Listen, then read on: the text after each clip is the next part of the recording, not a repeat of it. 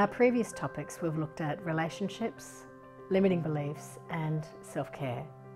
This naturally flows into our next topic and the final one of this Psychology Pathway series, claiming versus permission. It often feels like we're waiting for good things to happen in our lives, that we might have been dealt a bad hand in certain aspects of our lives, and we're waiting to be rescued, someone to give us permission.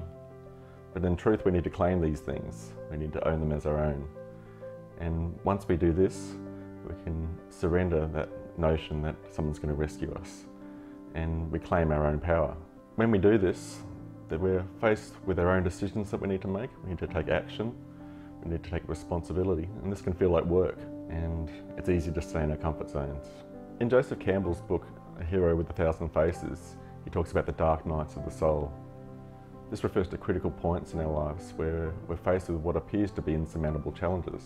We're often tested to our limit at this point. And in a sense, a part of us may feel like it dies, and we grieve this little death that occurs.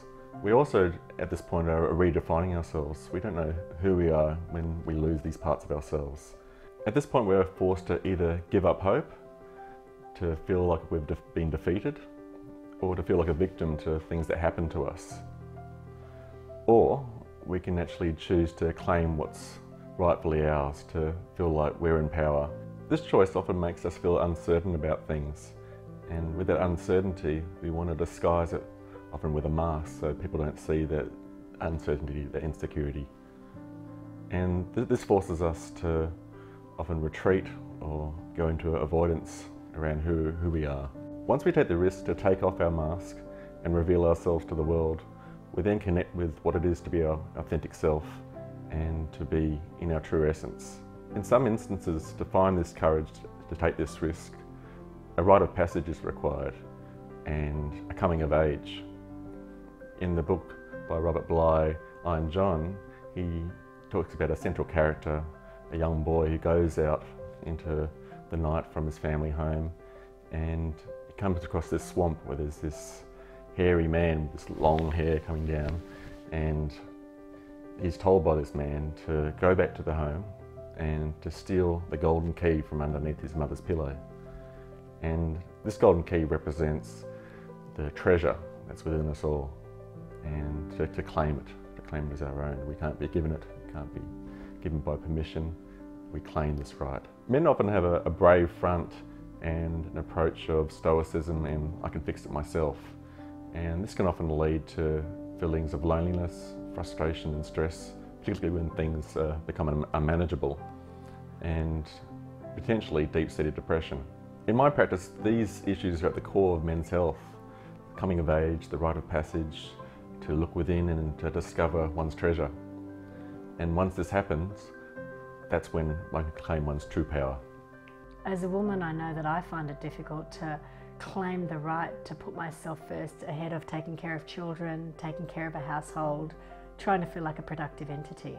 And what I find a lot of the time is that because we're so busy trying to keep areas of the quadrant equal, we don't actually have the time or the perspective or the space to feel into ourselves, to have a moment of dreaming, and to stay connected with our imagination, our creativity, and our sense of soul and spirit.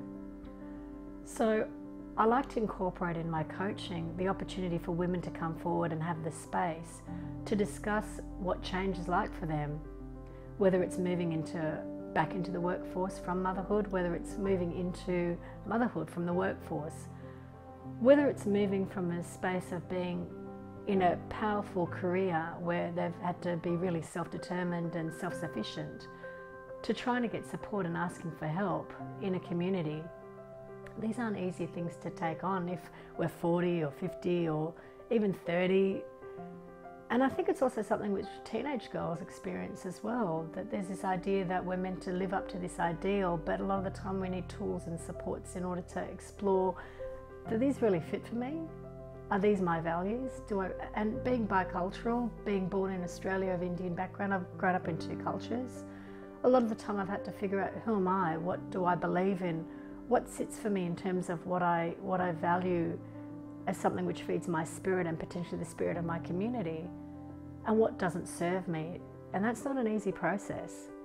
It's natural for people when they go through a process of self-exploration that they discover that there are areas that have been untapped, that they want to explore.